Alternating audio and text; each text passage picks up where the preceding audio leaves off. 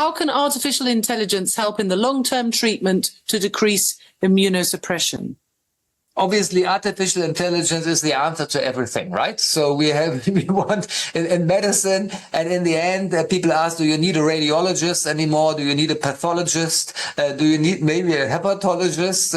If apps and algorithms and AI may give you the answer. And I think you guys discussed all the issues beyond medical scores and life expectancy, and we won't have an AI replacing us in the near future. I'm 100% sure. There are so many issues to be discussed. There is no one size fits all, and an AI algorithm needs strong inputs to give strong answers.